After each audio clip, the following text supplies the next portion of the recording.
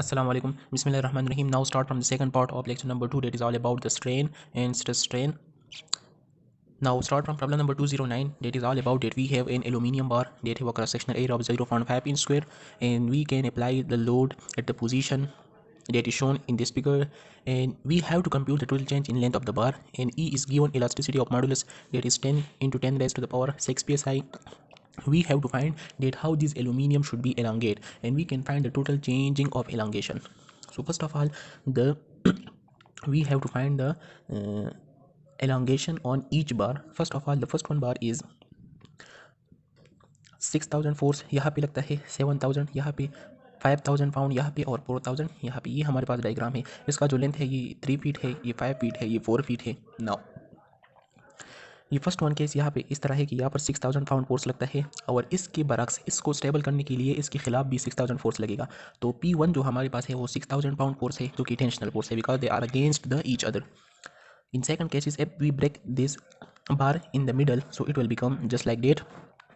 यहाँ पर 6000 फोर्स लगता है, यहाँ पर 7000, और यहाँ पर जब 6000 फोर्स यहाँ पे लगता है और 7000 यहाँ पे, तो at a resultant force should be 100 force that is at the right direction.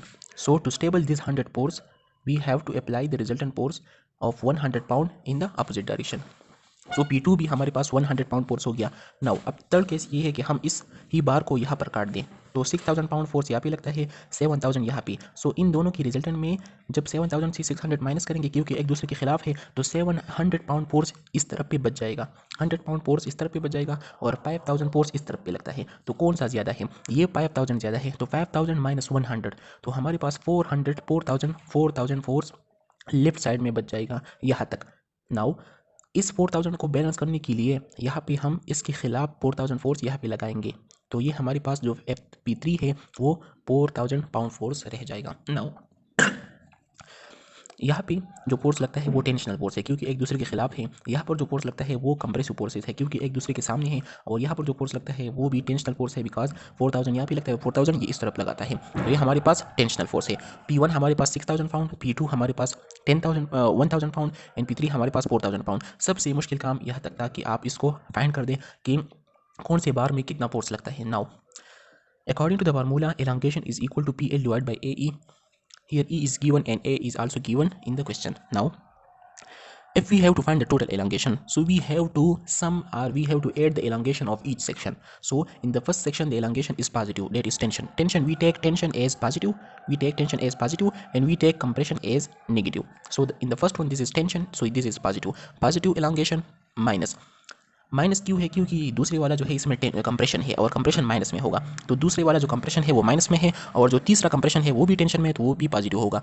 तो ये हमारे पास क्या है कि फर्स्ट सेक्शन का डिफॉर्मेशन प्लस सेकंड सेक्शन का डिफॉर्मेशन प्लस थर्ड सेक्शन का डिफॉर्मेशन. नाउ इसका फार्मूला भी यही है, इसका भी यही है, इसका भी यही है, लेकिन वैल्यूज डिफरेंट है. अभी पी फोर्स कितना लगता है यहाँ पे? P1 हमारे पास था 6000, P2 हमारे पास है 1000, और जो P3 है वो हमारे पास है 4000.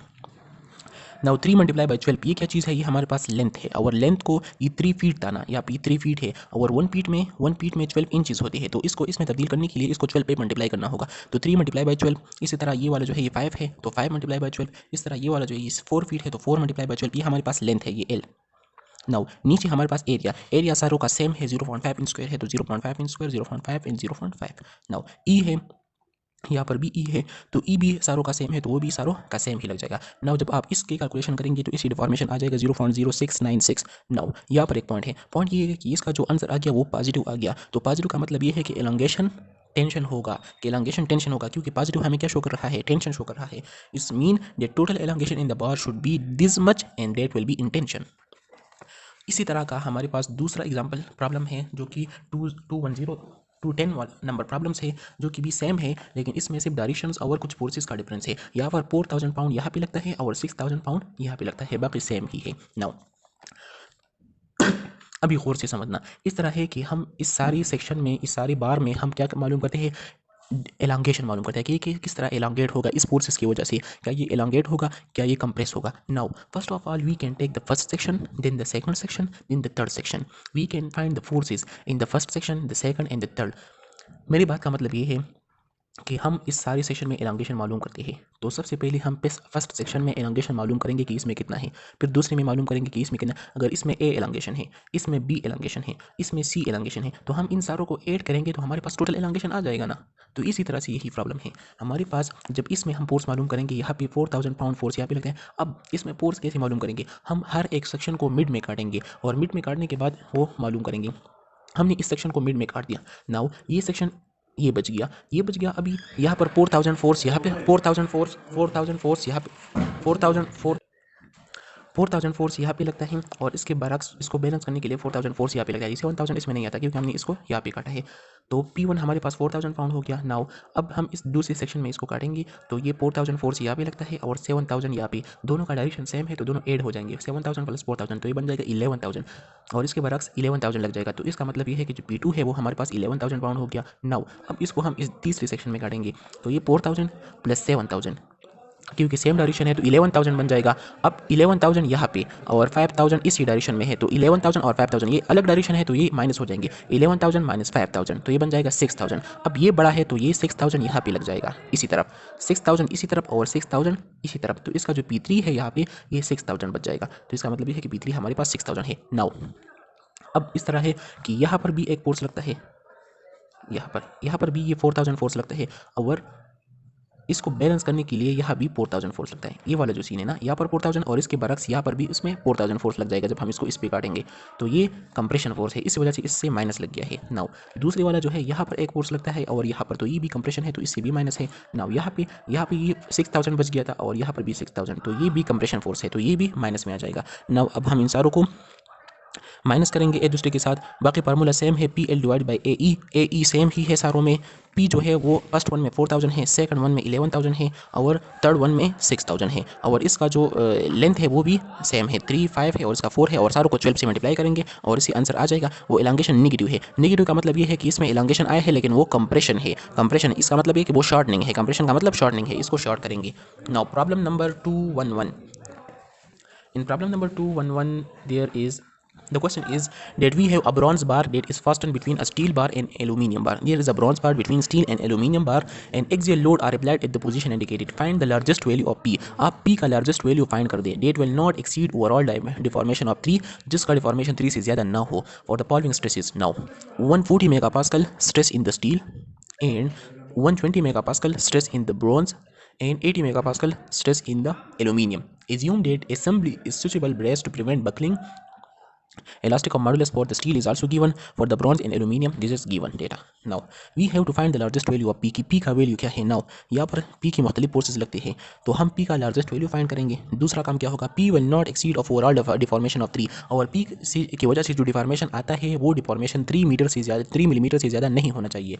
नाउ आंसर की तरफ बढ़ती है। सबसे पहले हम इसके सारे सेक्शंस में फोर्सेस फाइंड करेंगे कि हर एक सेक्शन में कितना कितना फोर्स लगता है। फर्स्ट वन, जब हम इसको फर्स्ट सेक्शन को काटेंगे तो यहाँ पर P इस तरफ लगता है तो इसके डायरेक्शन में P यहाँ पे लगेगा, ये टेंशनल फोर्स होगा और ये बराबर होगा P1 हमारे पास या P इन द स्टील हमारे पास P के बराबर होगा। नाउ सेकंड वन, P इस तरफ लगता है और 3P इस तरफ, तो ये दोनों एक दूसरे की उलट है तो ये दोनों एक दूसरे से माइनस हो जाएंगे। 2P तो 2P फोर्स यहाँ पे लग जाएगा, इसी तरफ 2P फोर्स लग जाएगा और इसके बरक्स 2P यहाँ पे, तो ये भी हमारे पास 2P बन जाएगा और ये ब्रॉन्ज का है तो P ब्रॉन्ज हमारे पास 2P बन जाएगा। नाउ जब हम इसको थर्ड सेक्शन में काटेंगे तो P इसी तरफ और 3P इसी तरफ, तो एट रिजल्टेंट 2P इसी तरफ लग जाएगा और 4P उसके बरक्स लग जाएगा। तो 2P और 4P एक दूसरे के खिलाफ है तो ये माइनस हो जाएगा तो 2P बाकी रह जाएगा। 2P वो भी इसी तरफ, वो भी लेफ्ट साइड पे, तो 2P राइट साइड पे लग जाएगा तो ये भी टेंशनल फोर्स होगा। तो टेंशनल फोर्स ये होगा, ये दरमियान वाला कंप्रेशन फोर्स होगा और फर्स्ट वन भी टेंशन फोर्स होगा। इसका मतलब ये है कि ब्रॉन्ज में कंप्रेशन होगा और बाकी स्टील और एल्यूमिनियम में टेंशन होगा। Now we have to find the force in the steel की स्टील में कितना फोर्स जनरेट होता है।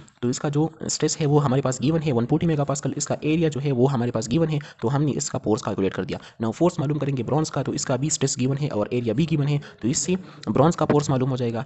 नाउ यहाँ पर एक पॉइंट है, यहाँ पर हमारे पास P ऑफ द स्टील ये सिर्फ ओनली 1P है, यहाँ पर P ऑफ द ब्रॉन्ज ये हमारे पास 2P के बराबर है तो ये 2 इस तरफ आ जाएगा तो इसको 7-8,000 को ये डिवाइड करेगा 2 पे तो इससे बन जाएगा 39,000 या 39 किलो न्यूटन और ये कंप्रेशन होगा तो इसके साथ नेगेटिव साइन भी लग जाएगा। Now P of the aluminium को मालूम करने के लिए stress of the aluminium multiply by area of the aluminium, तो स्ट्रेस हमारे पास 80 है और एरिया 320 है तो इससे 25,600 न्यूटन आ जाएगा। Now P of the aluminium B बराबर है किस चीज़ का, 2P के बराबर है, इस पर 2P फोर्स लगता है तो 2P तो 2 इस तरफ आ जाएगा, ये डिवाइड कर दिया जाएगा, इस 25,600 को ही डिवाइड करेगा 2 पे तो इससे बन जाएगा 12.8 किलो न्यूटन। तो यह इससे हमारे पास सारे सेक्शन में जितने भी पोर्स लगते हैं वो सारे पोर्स मालूम हो गई।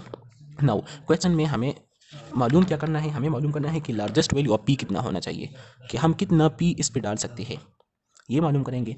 And second one is if we have to allow the deformation of 3 millimetre, हमको 3 मिलीमीटर की इजाज़त है कि आप 3 मिलीमीटर डिफॉर्मेशन कर सकते हैं, 3 से ज़्यादा नहीं कर सकते। तो फिर हम इसके लिए इसको इक्वल करेंगे कि डिफॉर्मेशन हमारे पास 3 होना चाहिए जब हम इन सारों को ऐड करेंगे, तो ये जो दोनों हैं ये टेंशन में है और ये कंप्रेशन में, इसी तरह से ये माइनस है। नाउ इन सारों की वैल्यूज़ हमारे पास मौजूद है, यहाँ पर पी है ये 1000 है स्टील का, ये 2000 है, ये 1500 है।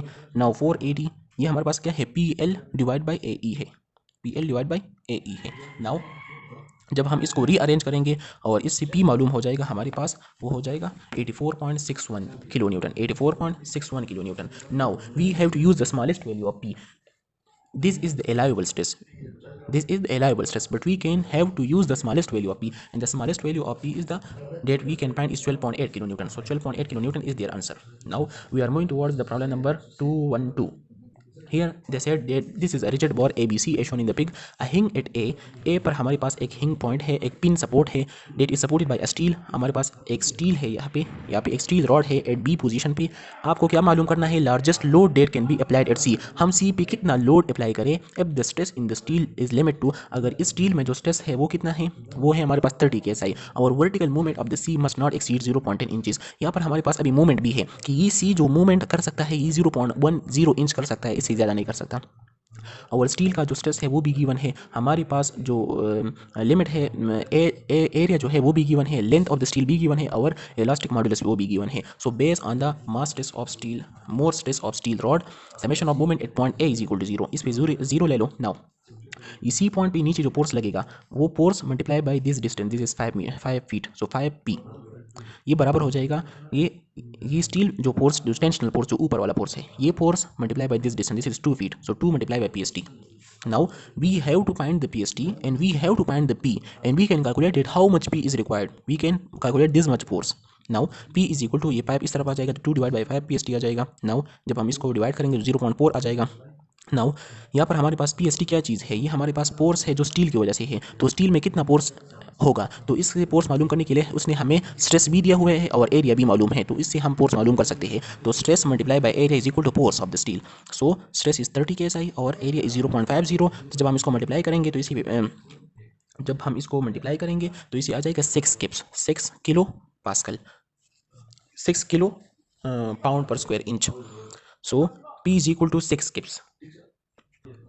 नाउ अब हम इस ट्राइंगल को रिलेट करेंगे, ये जो डिफॉर्मेशन है इस डिफॉर्मेशन का डायग्राम है। नाउ यहाँ पे हमारे पास ये जो डिफॉर्मेशन इन स्टील है, ये हम इसको यहाँ पर इसको डिनोट करेंगे, तो deformation divide by this area is 2 feet and this one deformation 0.1 inch deformation into this distance, so this distance is 5, so 0.1 divide by 5 हो जाएगा और ये डिफॉर्मेशन डिवाइड बाय 2 हो जाएगा, तो इससे हमारे पास डिफॉर्मेशन इन स्टील आ जाएगा जो कि है 0.04 इंच। इसका मतलब ये है कि यहाँ पर 0.1 इंच डिफॉर्मेशन आता है, तो यहाँ पे कितना आएगा, यहाँ पे आएगा 0.04 इंच डिफॉर्मेशन आएगा। नाउ हम फार्मूला अप्लाई करेंगे कि PST are PL divide by AE and deformation is 0.04। Now PST हम इससे मालूम करेंगे, इसमें सारी वैल्यूज पुट करेंगे तो PST हमारे पास ये इतना पाउंड आ जाएगा कि हम PST इतना इसमें डाल सकते हैं। ये PST क्या चीज़ है, ये जो फोर्स ऑफ द स्टील है कि स्टील कितना फोर्स बर्दाश्त करता है। नाउ अब हम C का फोर्स मालूम करेंगे कि C पे कितना फोर्स लगेगा, तो summation of movement at 0 is equal to 0 pi P is equal to 2 PST, ये जो पिछले वाला है 0.4 is equal to PST. A force in the steel they are find 12083. So we can take these values and the answer should be 4833.3 Newton. So यहाँ पर जो force लगेगा वो 4833 Newton आ गया. Now we can use the smaller value and that should be 4.83 kips or 4833 Newton. So this is the force that can be applied at the C point.